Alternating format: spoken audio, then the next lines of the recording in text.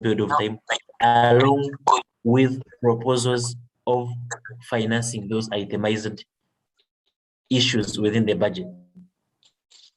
So we all do budgeting at whatever level we may be in. Here, a budget from a legislative angle can be known as the power of the purse, the power of the wallet, because government can only spend what parliament has approved. And even when it spends, it becomes accountable to parliament for what it has spent. So budgeting now here can be defined as the power of the purse, the power of the wallet, and who controls that wallet? Who approves that what you spend from the wallet? Those of you who have girlfriends, you know very well, you understand the issues to do with that process. Then budgeting can also be defined as the process of allocating limited resources to the prioritized needs of an organization. For a government, the budget process allocates finite, get the word very clearly, finite resources. Let me highlight it and even italicize it. Finite resources collected through taxation or donor funding to national or subnational priorities via line ministries and other government agencies. These are the MDAs, ministries, departments, and agencies. Why are we calling them finite? Because they can be exhausted. If they were infinite, they can't be exhausted. So you don't even actually have a need for planning. But because these can be exhausted, you must begin planning and allocating. That's why they are called scarce. Scarce resources. They can be finished. Like money you have. For instance, the budget for this financial, I think, is about 45.1 trillion shillings. So if you can spend it in 1 month, if you are not a good planner. So that's why you must plan for the money, and that's why it is called finite resources, scarce resources, limited resources. They can be exhausted. It's not like the sun, because you plan on how much to spend that today should only use 2% of the sun. No, because the sun is not exhaustible. You can use it as much as you want. If it was getting exhausted, you would be planning, today let me sunbathe for only 2 minutes. Because, for instance, when you were saying that the sun has just come out at Africa or in Makere, so she could say, let me only use 2 minutes of the sun. Because if I use 10, I will not have tomorrow's sun. No, the sun is there today, it's there tomorrow, it's there the day after tomorrow. It's there as long as you are living. Unless the rains, but it's okay, it will still come back after the rain. So you don't plan on how much of the sun you should use. The air we breathe, you don't plan that, let me breathe only 2 millimeters now and stop, because it is infinite. But for money is finite. Those resources, and they are got through two major ways. One is taxation. How much tax should you collect? For instance, Uganda's tax to GDP ratio is 30%. We have a GDP of about 135 trillion shillings, going by GDP, nominal GDP connotations. So if you have 20% of tax to GDP ratio, it means you have about 18 trillion shillings that you collect through taxation. But you're talking about a GDP of 135 trillion shillings. So are you seeing that the money collected through taxation is not enough as the entire GDP in nominal terms? GDP is how much is in the economy, how much money runs in the economy. So where are the other sources of money? Because you have a low tax base, you look at now getting money through external sources. One is donor money. Getting donors to give you money. We call them development partners. Irish Aid, UK Aid, USAID, Lego Foundation, the UN agencies, Bill and Melinda Gates, Rockefeller, and those people. So you look at getting money through those donors. And donors can give you my IMF, World Bank. Then you can also look at getting money through borrowing. You borrow to finance your spending appetite. You can borrow from multilateral agencies, African Development Bank, the World Bank, IMF, Exim Bank of China, and the like. That one is very good borrowing if you're borrowing externally. Now, the problem comes if you're borrowing internally from the local banks, because if government goes to central bank to borrow, and Frank also goes with beard to central bank to borrow, central bank will most likely lend money to government. Why? Because it is sure the government will pay back. Frank may not have the same capacity to pay back as the government. So, when the government begins borrowing internally, it begins crowding out the credit rate and the ability of the citizens to access credit from commercial borrowers. So what does it mean? It now kills internal enterprise, private enterprise, because for you to be enterprising, to be entrepreneur, you must be having access to credit in the absence of government subsidies. So if you're competing with government to borrow from commercial banks, then that is a very big disservice. Are we together, friends? And that's why you must be interested in taking keen observation of government budgeting. For instance, I know we have a loan rate of about I think $18 billion. 6 of them are internal from commercial banks. Now, those $6 billion, which is about 21 trillion shillings, would be your money. It would be the money Frank goes to borrow to finance his interventions in Toro, where you want to set up a model demonstration farm to compete with Chison's presidential farm. But because government has borrowed it and a commercial bank is more interested in giving money, someone they trust that this person can pay back, and the government is more trustable than an individual. Then, of course, the other things like other sources of government financing, like treasury bonds and bills, these are also the other forms of government financing. So, when Minister Kasaija is reading a budget on every July, there are we call it presentation of the budget. So, what are the different modes of budget presentation, friends? So, there are many approaches, but there are 4 main ones. The first one is line item. We call it traditional budgeting. Here we are reading item by item. It can also be known as sector-based. Here, Ministry of Education. Okay, now, early child development, salaries of teachers, construction of schools, manya PTA, AAA. Now you leave that item. You go maybe now primary education, salaries, PTA, head teachers, recruitment. So you mention item by item and how you will be spending on it. The second mode of budgeting is known as performance budgeting. Here, the intention of the budget is towards certain performance indicators. What do you want to achieve? That one, for instance, I can give you an example. Some time back when I left campus, I first worked on a project, you said GAP, with a certain think tank in Uganda, set up a policy analysis. And how the grant was, you make a proposal and say we shall do this, and put a budget, engaging MPs, 20 million shillings, engaging local councils, 100 million shillings. So you say do not give you the money, no. You go and work, and then you send an invoice. We have met MPs. Whether you used 1 million or 20, if your budget was having 10 million, they will give you 10 million. Because for them, they are giving money, they are financing based on outcomes. The item we call program-based budgeting, PBB. So program-based budgeting, I'll come to it in detail because it's of interest to us here. And then the 4th is outcome-based budgeting. It is more of an expanded form of performance-based budgeting. But the end product of all budget methods is a document which allocates government resources. That is the budget statement.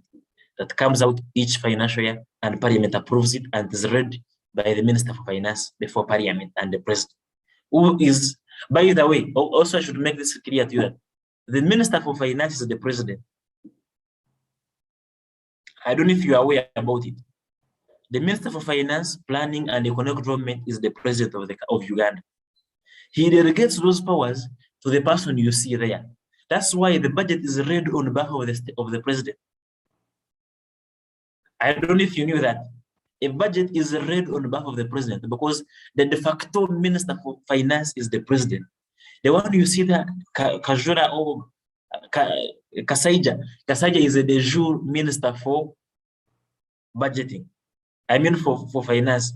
So a budget is prepared, the assumption that the budget is prepared by the President to outline the spending priorities for the financial year. That's the assumption. And that's why if you have been observant when the minister is presenting, Mr. President, allow me to present the budget on your behalf. Because the assumption that has been prepared by the President, but the truth is prepared by the Minister for Finance. There's a budgeting unit.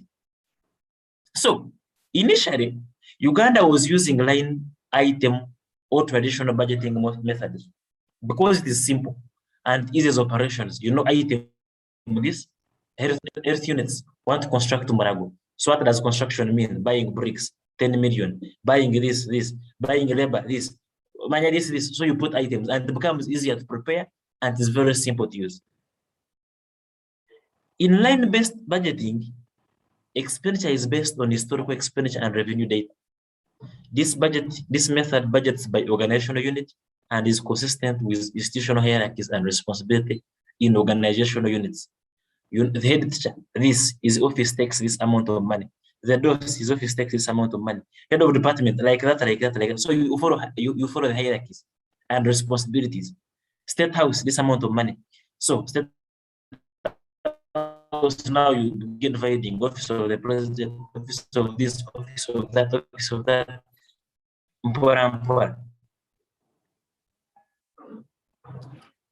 In land-based budgeting, the sum of expense level is what is involved.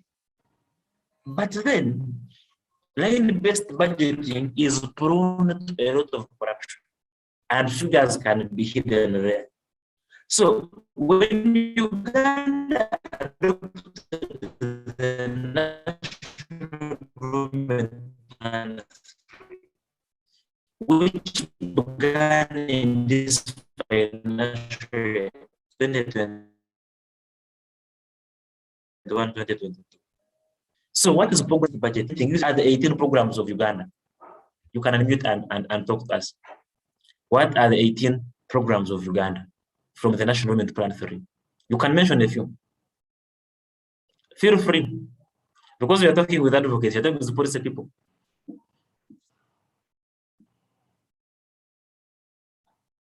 Friends, feel free.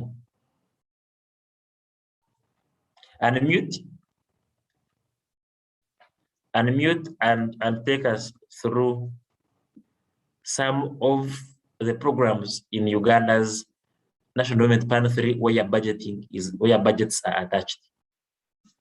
Brian Magara, you are the person who wants to change government today. Yes, I can. Tell us. Yes, sir. Give me at least 3 of the 18 programs for Uganda's development.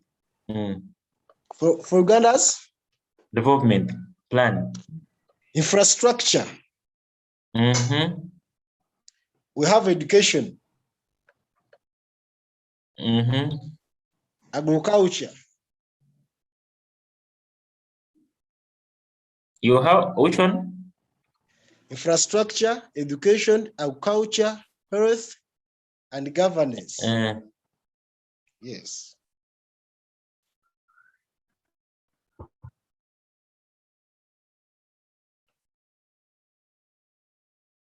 Hello.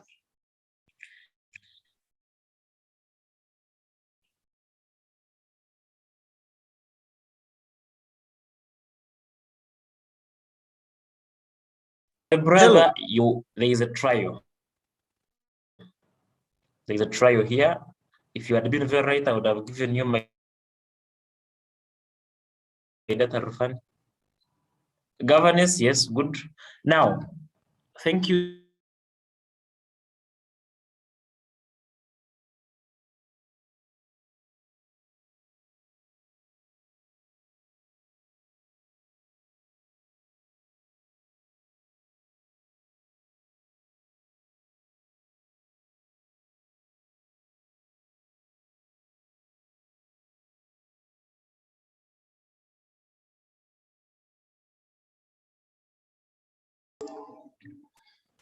Oh, we've lost him. But Dennis, you had your hand up.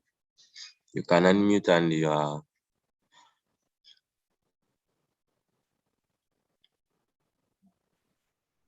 Thank you, Frank. Hope you're getting me. Yes. I wanted to talk on the sustainable development plan? Yes. There are 17 in number. There is no poverty, no hunger, good health, quality education, gender equality, clean water and sanitation. Frank, hello? Yes. You can go ahead. I don't know whether I'm right because I joined it a little bit late, but I thought they're talking about the sustainable development plans. No, he was talking about the government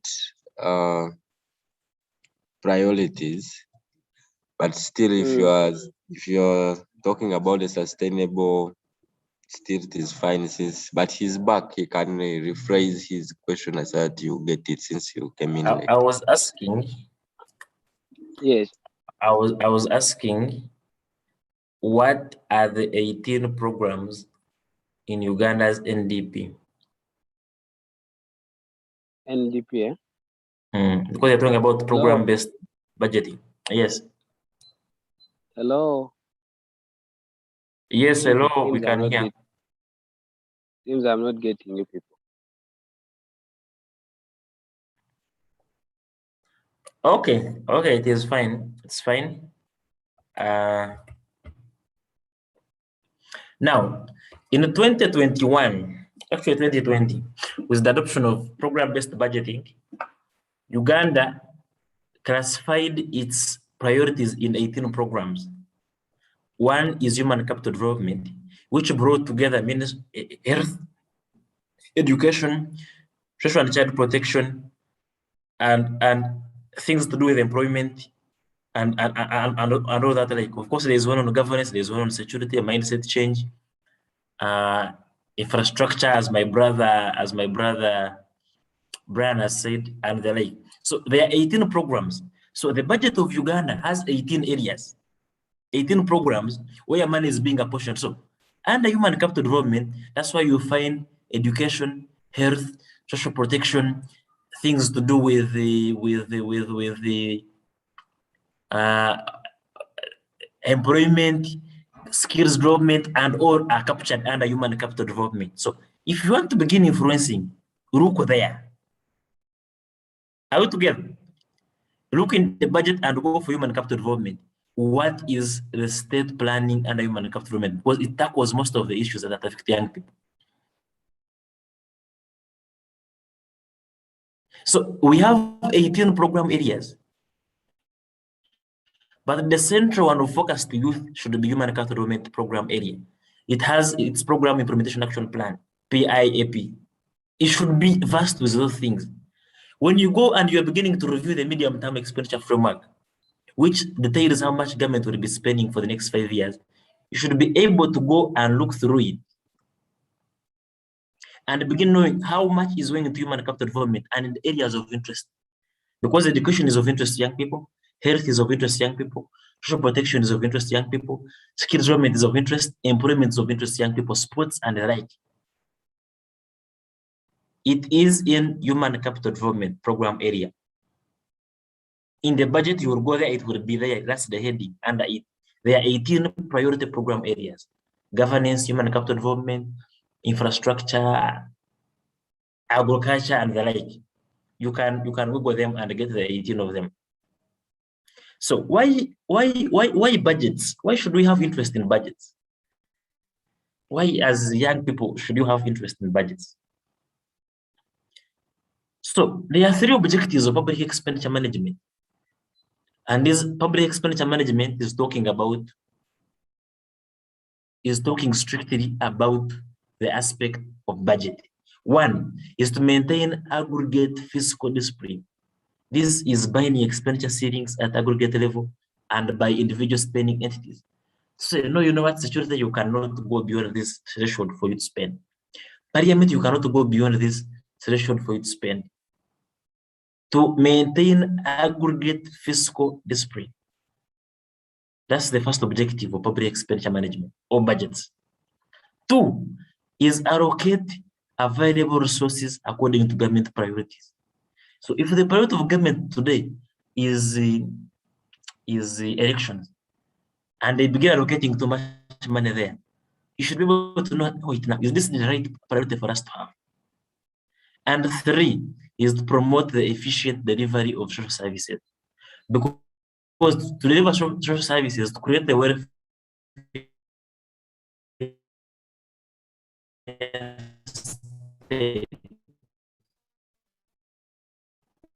which is about to deliver social services, you must budget for the delivery of social services. Of all of us here who are advocates is creation of a welfare state.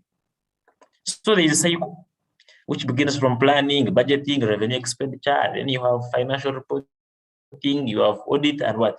I will take you through the nitty-gritties of it. So, what do you need to know about the budget process? I begin by saying the budget process is a cycle which spans from year to year, as most governments are continuous. In Uganda, the budget cycle runs on a financial year, which is from July to June. It begins on July 1st and ends on June 31st. 31st or 30th, I don't know which day of June the month ends. Let me get my calendar here and be sure, so that I don't deceive you unnecessarily. I'm not seeing a calendar on my table, sorry. But it runs on July 1st and ends on the last day of June. And these are the important processes and stages that you must know. 1 is the budget call circular.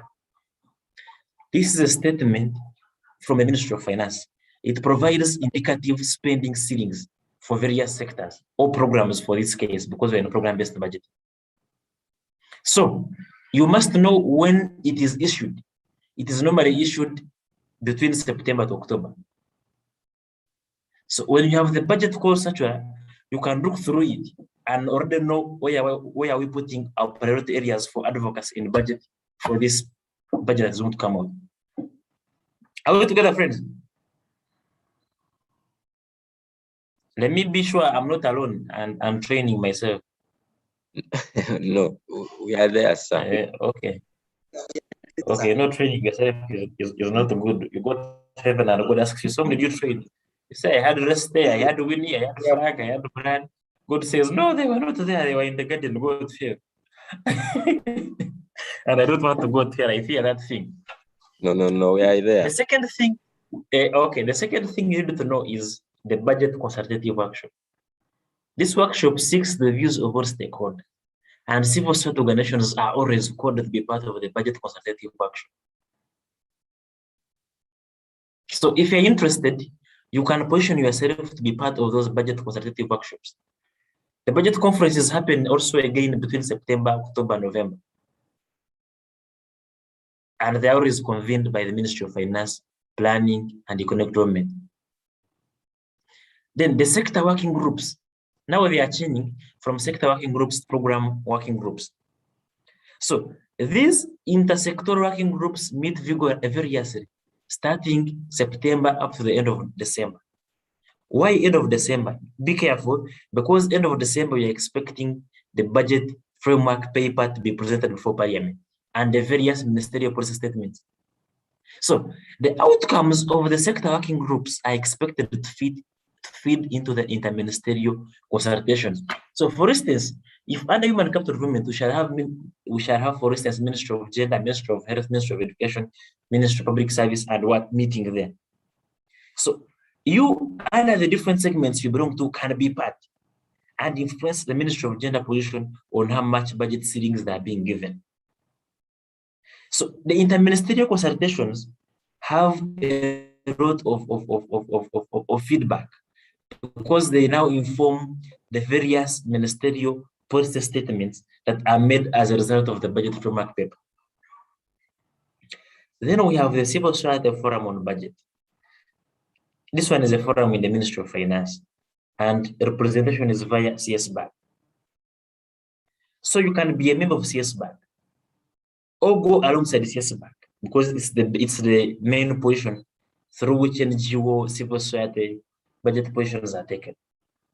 So this forum allows members of civil society to input into the budget. This is a fertile ground for engagement. Again, December up to November, you must position yourself as a civil society actor interested in enforcing budget process. What do you need to know again? At the local government level, we have what we call the local government budget framework paper. It is used as a forum to get feedback on issues affecting budget operations at the local government. It's normally presented to district councils and MPs are ex-officio members. But CSOs can also participate at this stage by reviewing the local government budget framework paper and submitting proposals in the different districts you are in. If you're Allocate, I think Allocate works in Mbarara, works in Rubirizi, I think Kasese, another district. Am I lying and rested? You can tell me where Allocate works. I've been trying to follow Allocate operations for some time. Rested, do we still have you?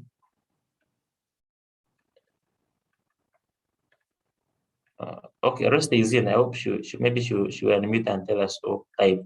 So, with local government budget framework paper, you can position yourself to influence the budget processes from a district and local government level. You can also influence your MPs to attend those council meetings because they're ex-official members. Then the elephant in the room, national budget framework paper. This is prepared and consolidated and submitted to cabinet. Cabinet approves it and is submitted to parliament. Deadline for submission is always 31st December of each year. So, what role can civil society actors play in it? You can scrutinize the national budget framework paper and submit proposals because that is the first. It is like the budget framework paper is the first draft of the budget. So MPs scrutinize the budget framework paper.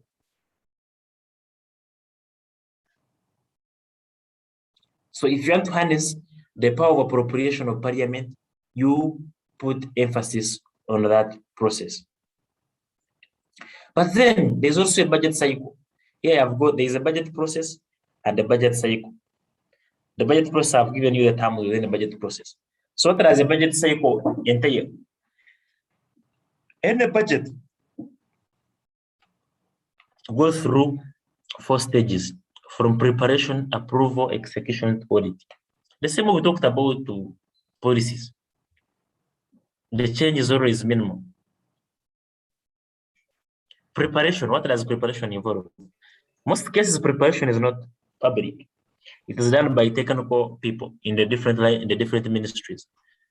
Because we even have an office for budgeting within the Ministry of Finance. At parliament level, we have an entire directorate for budgeting.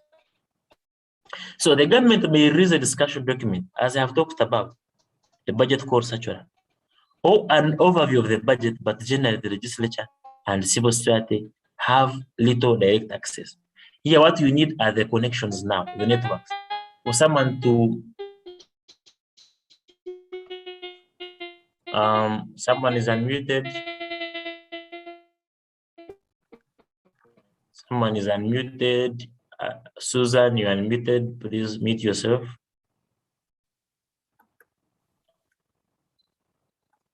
Okay, I was saying what you need here is having the connections. So that someone can, from the ministry, can share with you. You begin reviewing from the end. So it is critical that civil society organizations engage with the line ministries and the Ministry of Finance, Planning and Economic Development during budget preparation to ensure that the budget is linked to policies and frameworks for what they are fighting for. If you are World Division and you are fighting for children's rights, make sure that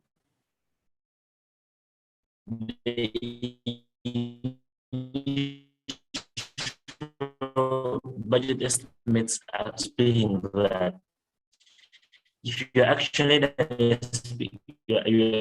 you're fighting for run rates, youth rates, make sure the sectors that is analysis. When you write those briefs, make sure they are shared with the policymakers. The hope here is that you can influence blindly. That when you write an issue brief and the policymaker runs on it, the budget maker runs on it, they will be able to integrate it because the process of preparation of the budget begins immediately after the budget has been read. For instance, the budget for FY22 next year began being prepared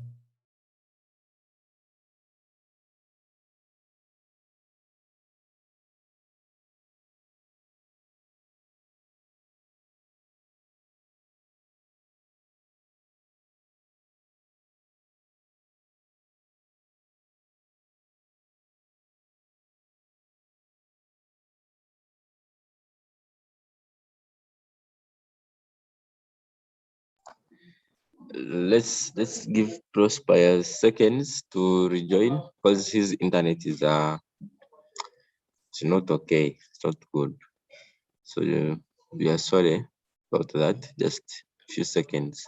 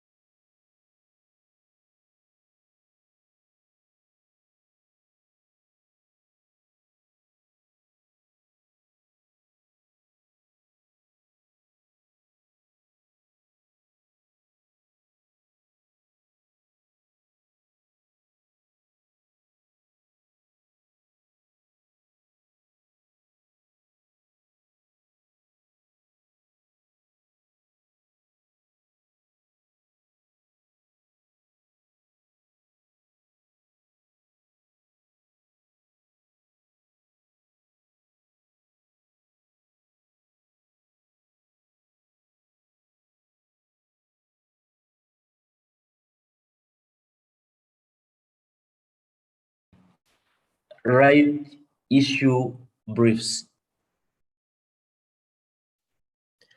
write advisories, and make sure they reach the policymaker. Don't just keep them to yourself. Make sure they reach a policymaker so that at the preparation stage they are aware and alive to the realities that you are trying to push for. The second stage in the cycle is known as approval. Let me know I'm not speaking to myself. Frank? Yes, sir. Okay. Welcome back. Asante sana mheshimiwa. People call me a lot, so you will have to forgive me on this. Approval is the second stage in the cycle. And here the government presents the budget to Parliament for approval. This is at the stage of submitting the budget framework paper, which is always, I think, according to the Public Finance Management, at the 1st December. So when the budget, not budget, should be draft budget, the draft budget or the budget framework paper to Parliament for approval. So when it is presented, because it is laid on the floor of Parliament, you lay it the same way they lay bills. The minister comes and lays it on the table. So here there is an opportunity for media coverage about priority issues and attention for published budget analysis. So what did you do here? You go through the budget framework paper which has been presented and analyze it. Show inadequate public funds for the sectors you're interested in. If there are children, show that the sectors that cover children are not adequately funded. You can provide expertise at budget hearings and comment on budget proposals, because Parliament always calls for public participation at that stage. So you can provide your expertise, write those issue briefs, write those budget analysis. Let me try and show you a budget analysis I did some time back. I'm trying to show you one. I hope I have it. I tried to do a budget analysis of the budget framework paper. Yes, yeah, it is. The budget framework paper for 2020. Let me share with you shortly. Let me so that you can, because I don't want you to think these are things of being done by the training is not just being done by a theoretical person. We have tried to do some of the things. So this is the heading: 2020-2021 budget framework paper. How crucial are the local governments? Time for a new deal in devolution. And I talk, and then I begin analyzing. So what are the proposed allocations? And where are they going? You see? What are the proposed allocations? That was 2020-2021. The budget which ended this July. So where are the proposed allocations? 3.5 trillion, of which 2.8 is recurrent expenditure. That is, you are paying tax, you are paying wages and everything. I don't know, 682 billion is for development expenditure. And what are they? You see external financing, government of Uganda. So 189 of it will come from external financing. This one is what the government of Uganda will be contributing. So and here you provide so now you are providing solutions here now after analyzing the same thing. You are talking of problems. For instance, the funding dilemma, where your current expenditure, which is not development oriented, is 5.5 times the development budget. Are you seeing? So time for a new deal. What's the new deal? Devolution. Let's have more budgets get to the people, and here the solutions are provided. So in analyzing budgets, let us stop being only people from the book of Lamentations. Let's have more to do with providing expert opinion. And as civil society, you have leeway to provide that expert opinion at budget hearings, and you can comment on budget proposal and say, but wait, this money is only for wages. What about non-wage expenditure? So if investing in budget preparation stage, civil society should positively advocate and support budget submissions in terms of realizing the interests. As World Division, our interests are children's rights. So we focus on highlighting those issues and the impact of budget proposals. If you are ACOID, your interest is youth and women, highlight those issues and make those expert opinions on it. So a budget cycle, I've said it's 4 stages of the budget cycle. At execution stage, the 3rd stage, entails implementation, monitoring, and control of the resources that have been approved by Parliament. So implementation of the budget is an executive function. Civil society people have limited ability to monitor the flow of the funds, because we don't have enough capacity in budget advocacy and budget monitoring. So during the budget cycle, civil society organizations can interact with the Ministry of Finance and line ministries on budget execution. For instance, by monitoring disbursement on a quarterly basis in an independent oversight role. I can give you an example. Yesterday, government released 5.8 trillion shillings for the 1st quarter. 1st quarter, no, second quarter because we are finishing the first quarter. So now you know that budget has raised 5.8 trillion shillings.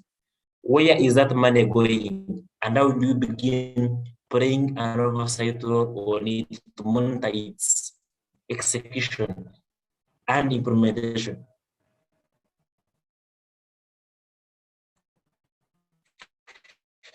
So first, we can focus on whether the amount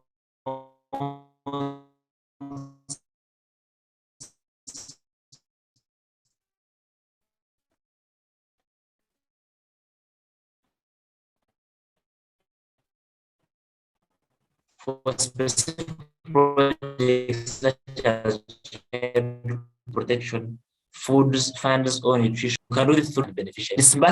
Are we together, friends? Let me be sure we are together. Yeah, Frank? yeah, we are together, sir. We are together. Okay, then. So disbursement analysis is crucial at the execution stage. Here, the interest is monitoring implementation and delivery of services, as well as monitoring and asking for accountability from your elected leaders. So disbursement analysis provides very important information. If government has disbursed 5.8 trillion, how much has Rivers District got? How much has Kampala got? If out of the 58 trillion shillings, Rivers has got 500 billion, how much is going towards sectors that speak to us? And here at the district level, let your disbursement analysis look at the district development plans. Because government comes up with a 5-year development plan known as national development plan, and districts follow suit with district development plans, and gauge whether these budgets are tailored to the realization of the DPPs. That's where expert analysis comes in now. You have to be an expert in these things. You don't just come from Twitter, tweeting about 2 things and then think you can influence the decision at this level. Secondly, you can look at undertaking budget responsiveness studies. Tracking the flow of government expenditure. Government responsiveness studies, for instance, if you're in the children's sector, you're looking at sectors which are responsible to children, education, health, child protection. How much of the budgets are responsive to these sectors that are responsible for child upbringing and child well-being? Use them to influence decision makers during the next phase of budget preparedness. Show them that in 2020, education received only 5.4% of the national budget. But children in the education sector are 15 million. So each child is receiving maybe 20,000 shillings. Is it what the child needs for them to realize the highest level of education? Make those analyses.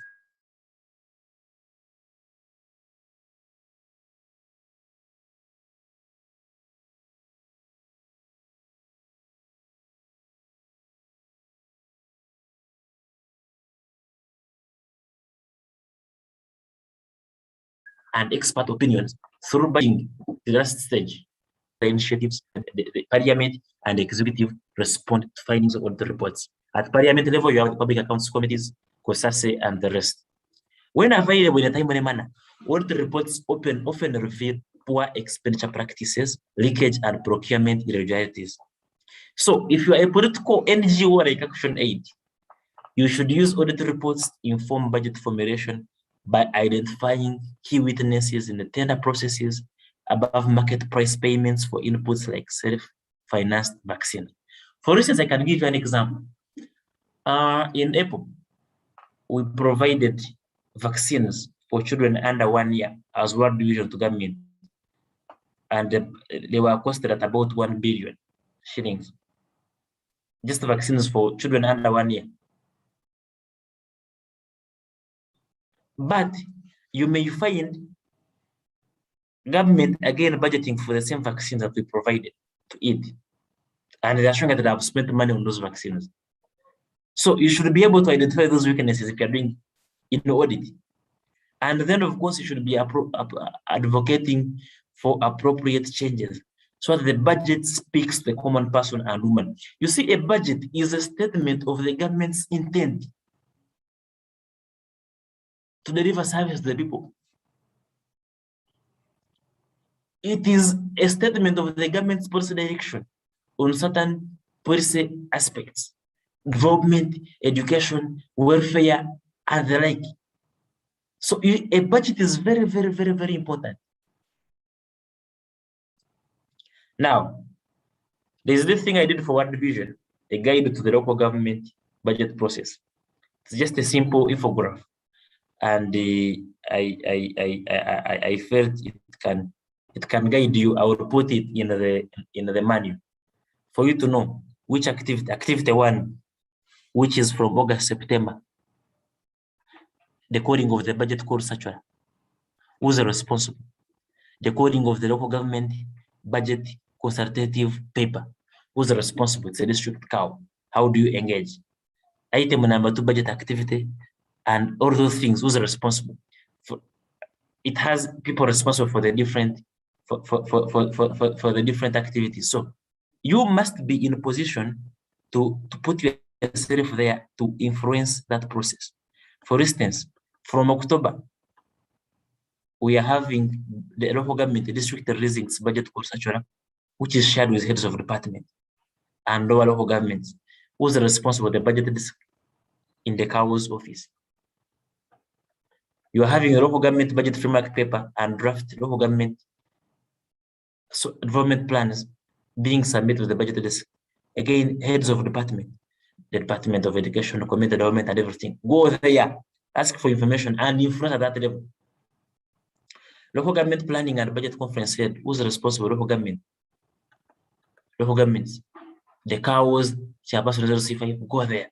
In November, budget activity, compilation and review of local government budget framework paper, and what? Responsible for district technical planners, what executive committee. Be there and influence at that level.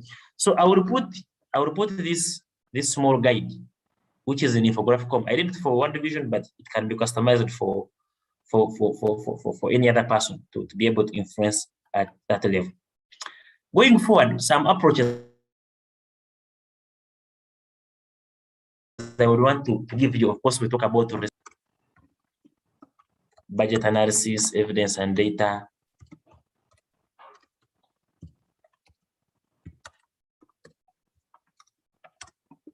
As these are crucial.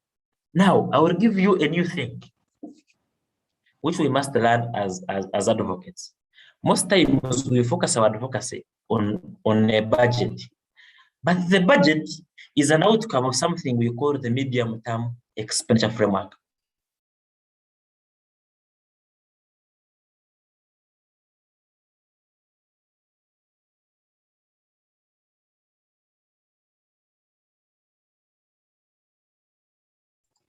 Ndugu Prosper.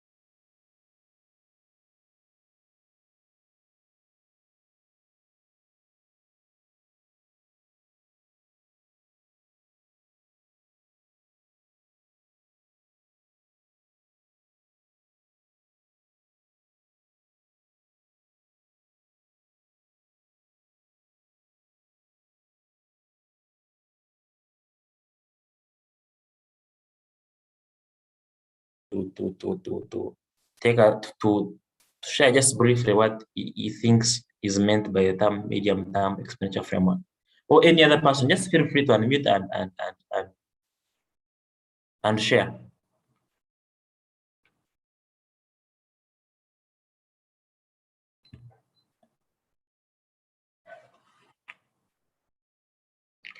Okay. In the absence of people unmuting, a medium-term expenditure framework is a paper that shows how much government will be spending over a period of 5 years. It is always in alignment to the National Development Plan. Now, a good advocate should be aware about this and go to a medium-term expenditure framework and begin analyzing ahead of time without necessarily having to wait.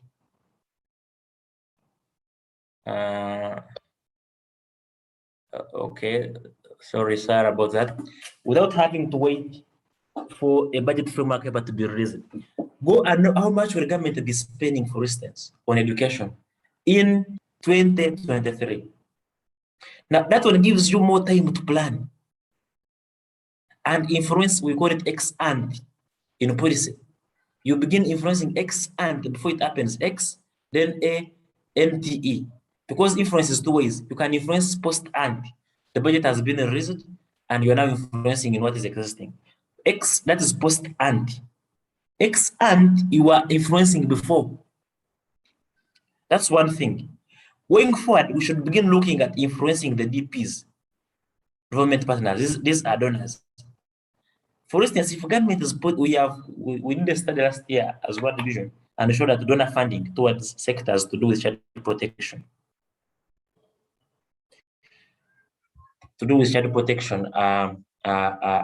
Receive only about 0.02% of the entire government financing worldwide.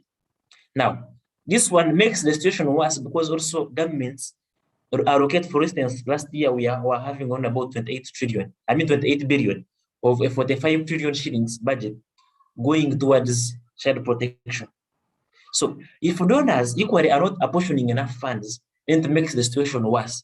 So you should look at also making analysis, budget analysis, analyzing how much donor money goes to sectors that are crucial to you as an individual, as a movement. If we are youth, how much money do donors put towards youth employment? So those analyses can also influence what the development partners and donors are putting and budgeting for. Are we together, friends? Then, when I joined World Vision, I have been part of a budget advocacy center of excellence, and I feel that's a good practice that I can share with you. And I shared, actually, this is the picture of what a center of excellence. Do you want to collaborate with other staff who have a passion on children and young people's participation? Do you want to grow as a thought leader in the field of expertise around budget? Do you want to have networks? You know what? Now, we do these centers of excellence because we have offices in more than 100 countries. So we created centers of excellence on budget advocacy. And we meet on a monthly basis to share notes on how is someone in Myanmar doing advocacy? How is someone in Uganda doing budget advocacy? So we meet in our centers of excellence. I'm one of the initiators of that. And we have learned, for instance, one time I was training the people in Burundi on how to go about it because for them, their civic space is conscripted. So can you, as civil society in Uganda, also begin creating budget advocacy centers of excellence so that you build a resource base, an expert base of people that can do advocacy around budget, because we don't have people who do budget advocacy. Yet budget is influential for policy. Are we together, friends and colleagues? So I would want that when we leave here, Mahad is leading a budget advocacy center of excellence for maybe university students. And you can call poor experts in the sector to teach you, you become experts in it. The same thing can be policy advocacy centers of excellence. You can also have legislative advocacy centers of excellence. Are we there? Are we there, friends? Ndugu Prosper, we are there. Okay, Ndugu. Fourth, focus on local government. I can see you. I can see you, Brad. I can see you. I need to come to Masindi. I miss the energy you have, my brother. Fourth, let's look at influencing more the local government budget processes, because that's where most decisions are taken that influence, that affect the common man and woman. Don't focus on this one, Ministry of Finance. No, let's go at the local government and influence those budgets.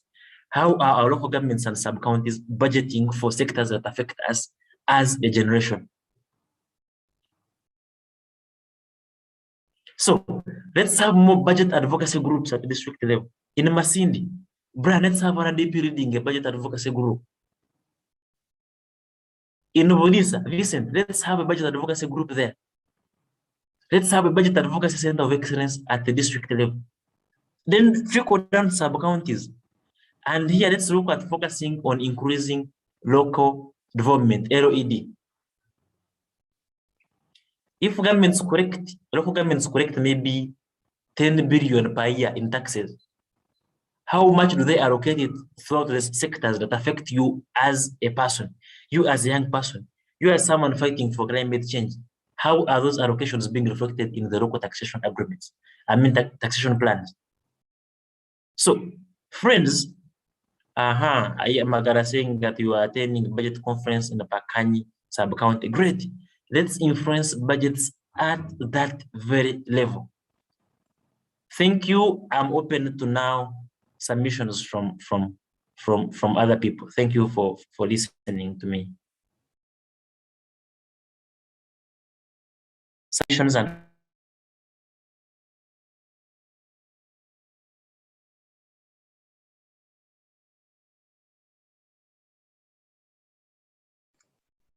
Thank you so much, Prosper. So okay, Vincent, you can unmute.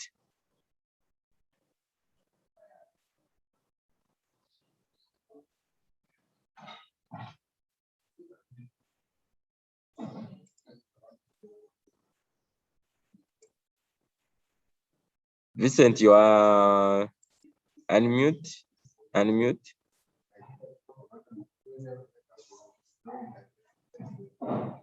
Okay, it seems we're having challenges. Okay, okay, yes, coming.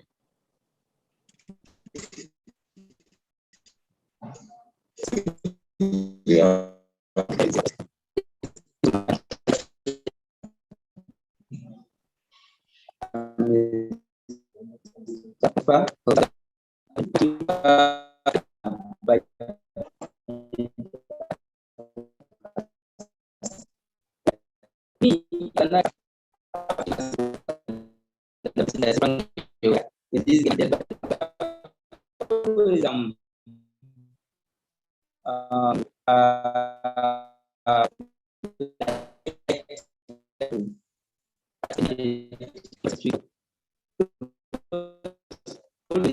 My story.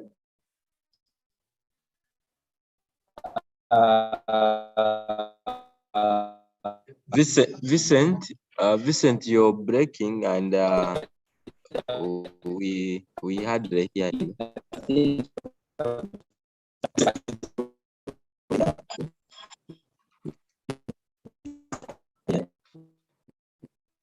We didn't hear you, Vincent.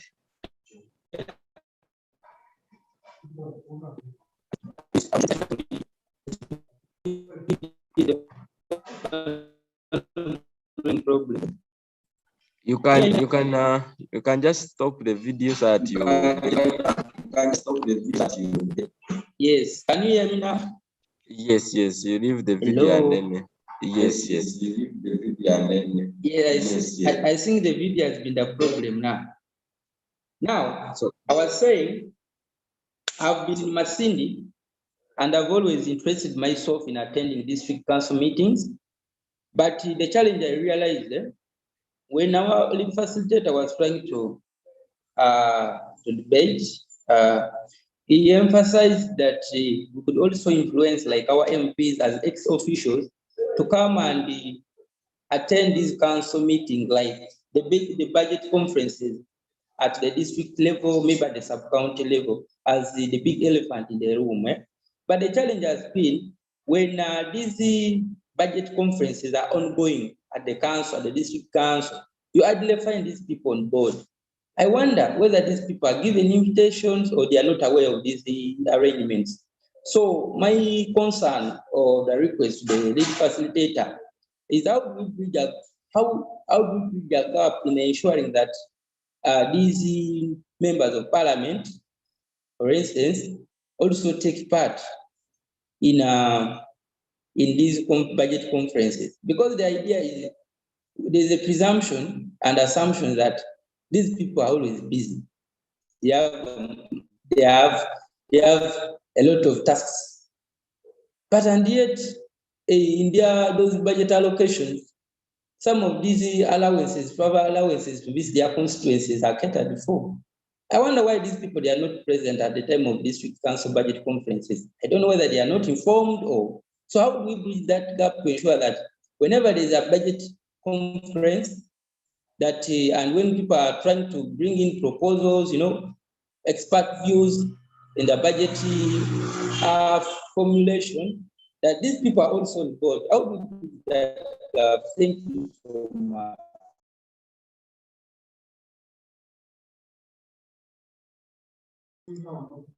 Thank you so much, Vincent, for that question. Any other that Prosper answers everything at once? Any other contribution, a question?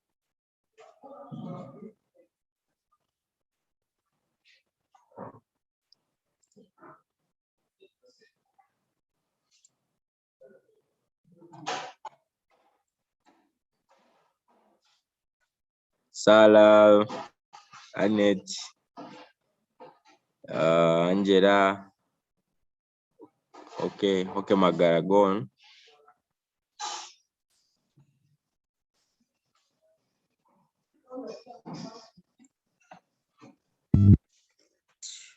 Yes.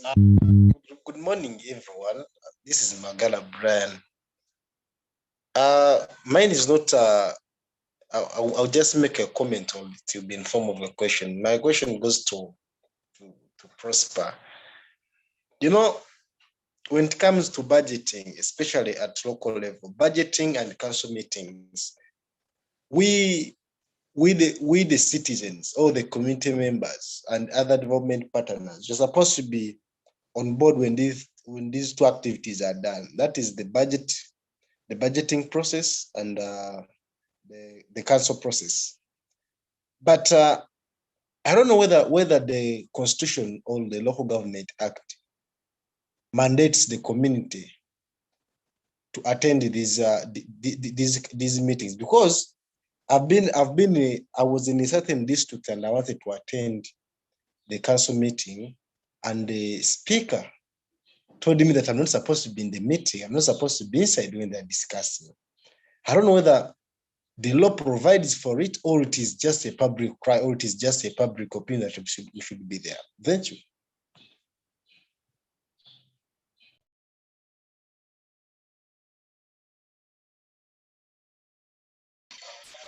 Yes, thank you so much, Brian, for that. I think for now, Prosper, you can take on that. Maybe others will get questions maybe after answering Brian and Vincent.